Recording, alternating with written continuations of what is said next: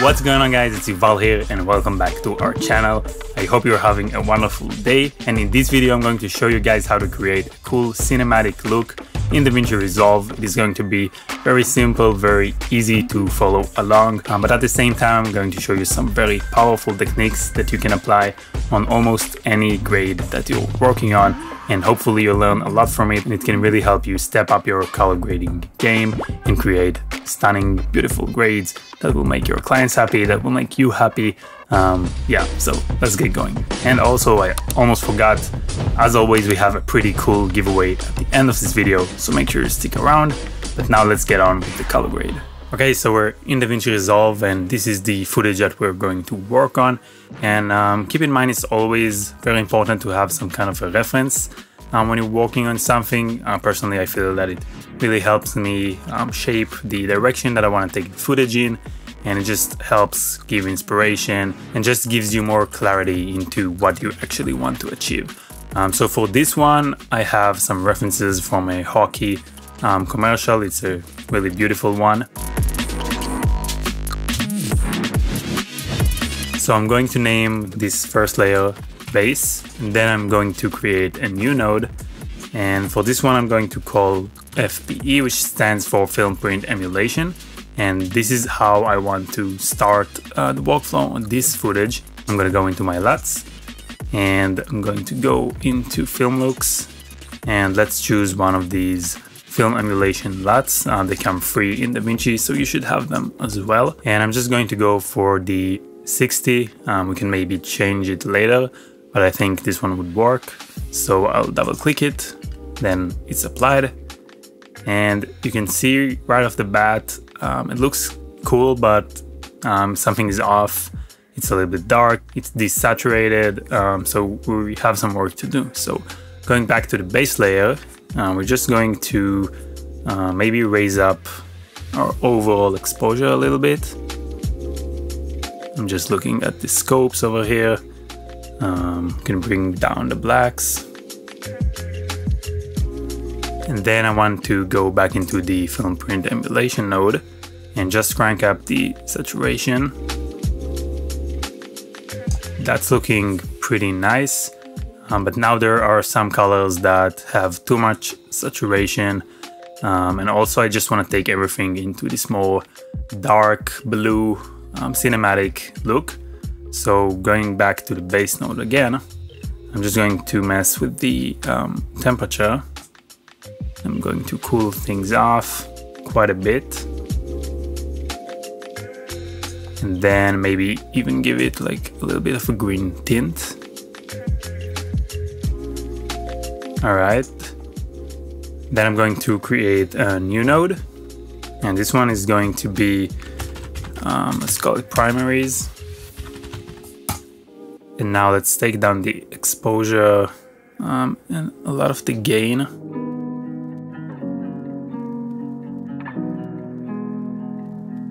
And then I want to go on into controlling individual hues. So I'm going to use the HSL functions.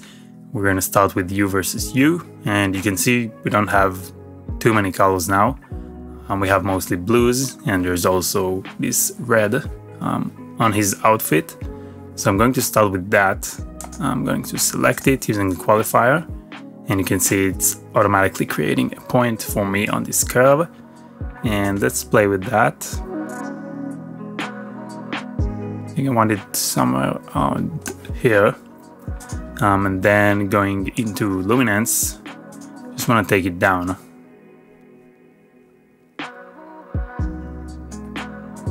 So that looks pretty good. I think maybe we went a little bit too far, and I want to bring back some of the exposure. And I also want to bring in some contrasts. So I'm going to go into my curves, and I'm just going to create this S curve. So that looks pretty nice. And what I also really want to do is concentrate the light and our focus on the character, on this guy. So I'm going to create a new node, and then I'm going to go into the windows, and I'm going to create a power window, feather it out, Then I'm going to, in the curves, kind of pull it down. And you can see that it's darkening our guy instead of the background. So we just need to go back into the window section and just invert. And then I want to track the window so it stays with our guy as the clip kind of goes on. So I'm going to go into the tracker, press play, and now we have the window tracked. Let's call this one Vignette, and let's see a quick before and after into everything we've done so far. That was the log version, and this is the grade. And we've come a long way in just a few minutes. So sometimes you don't need a lot to get in the ballpark. And of course you can really massage everything and work on this for hours essentially. I'm just tweaking little things, but you can get results pretty quickly, as you can see. So I think maybe this is looking a bit too saturated, and I want to change some of the blue colors as well. So going back into the primaries, I'm going to go into Hue versus Hue again. I'm going to select the blue tones, and let's see where we want to take them. Something like that maybe, not a huge difference, but just it's the little details. And then going into Hue versus saturation, I think I'm gonna take all of these blues down. Maybe somewhere around there. And then on a new node, we can just add some grain just to give the footage a little bit more texture and some more life and details. So let's go into Film Grain. I'm going to go for 16mm 500T. And I'm not going to go too overboard with the grain. I'm not sure if you can see this on YouTube, so I'm just going to exaggerate this just a bit. So that's without the grain, and there we go. The grain just is pretty subtle, but just adds a little bit of details. It gives some texture and a little bit more of a character to the image essentially. So I pretty much almost always add grain. Sometimes it's very little, and sometimes I go more extreme if I want a stronger look. What we could also do now is try to separate the skin and maybe separate our character just a bit. So on my primaries node, I'm going to create a parallel node, and I'm going to try and select the skin.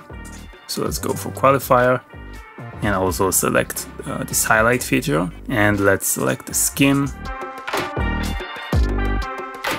That looks pretty good. Let's try and play with the sliders. So you can see now that we've selected the skin, but we also have some things in the background that are also selected. That's fine. We're just going to create a window around the face, and then we're going to quickly track it. And now we have the face selected. This is not a perfect selection, but if you spend some more time, depending on your situation, you could get this more accurate, but this is fine for this tutorial, so I'm just going to move on. So let's have a look at what we can do here. So first of all, let's see what we get if we just add a little bit of red tint. That kind of brings him alive, but it's a little bit too much, because I do want to keep the skin quite desaturated.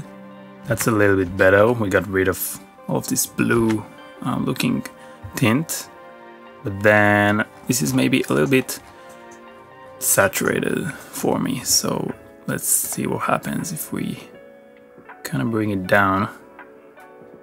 So I do like it, but it's maybe a bit much, like it's not blending too well. So what I'm going to do is go into my key, and I'm just going to get the key output down and kind of see where I want this to sit. So that's like too pale. He's looking very bluish. I don't really like that. Then full power, it's a bit much. It's not blending well. So I'm going to bring this down until it looks good. Let's call this layer skin. And this technique you can do on pretty much any footage essentially. In this case we didn't need much because it already looked quite okay, but this can be applied to almost any other footage that you have, and it can really make a big difference in some other scenarios. And just as a last touch, this is something that could really separate your grades from looking like an amateur, made them into more of a professional look, and that is basically keeping the blacks clean. And on this grade I do want to have some blue tint in the shadows because it works here quite well, but I just want to get the darkest darks clean. That's the key point here. So let's create a new parallel node here using Alt P, and let's call it blacks. And we can see it with our eyes, but also of course when you look at the scopes, you can see that the reds are really down here in the shadows, and that means we have a lot of blues in there. So let's zoom in. It's mostly in here on his outfit. So I'm going to go into the log wheels and I'm going to push in the opposite direction. So I'm going to go into the orange,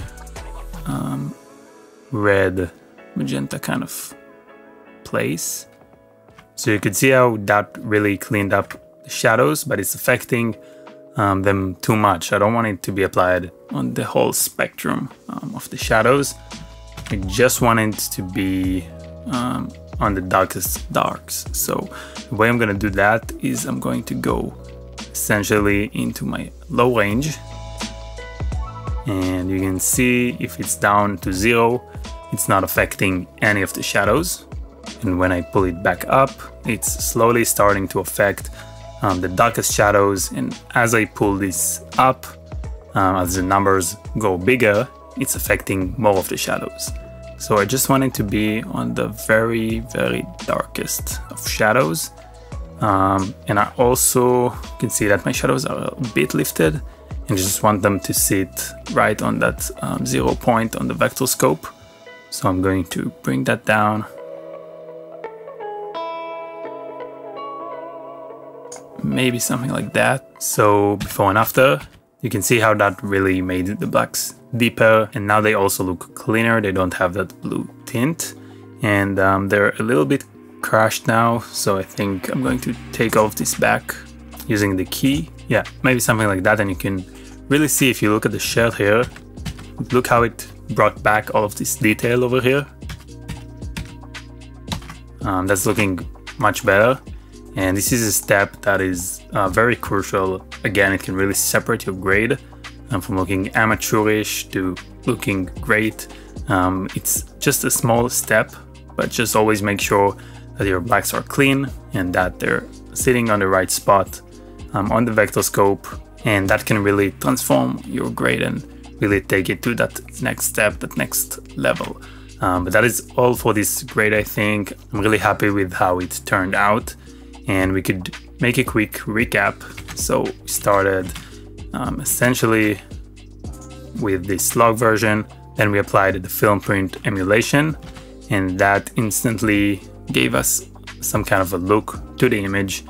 And then with the base layer, we kind of balanced things out, and we also injected a lot of blues into the shot just to give it that ice cinematic look. Then we used some primaries, so that made quite a difference. Then we separated the skin, and we added some grain and the vignette, and then we also controlled the blacks. So all in all, not a very complicated grade. We don't have that many nodes. It's pretty simple. It didn't take us that long. And I think that's a sign of a good grade. If it looks good and it was simple to make, that's really the best. And yeah, I think it's looking great and we're pretty much done. So that is all for this video. I really hope you guys enjoyed it and learned some new techniques that could hopefully help you improve your color grading and really take it to the next level. And if you liked this video, please give it a like. It really helps out a lot.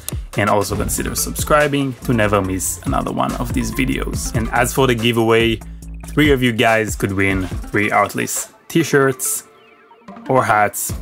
You can choose. All you have to do is let us know down in the comments below. What video would you like for us to make next? Here is the winner from our last video's giveaway. Congratulations to you, my friend. And until the next time, stay creative and have a wonderful week.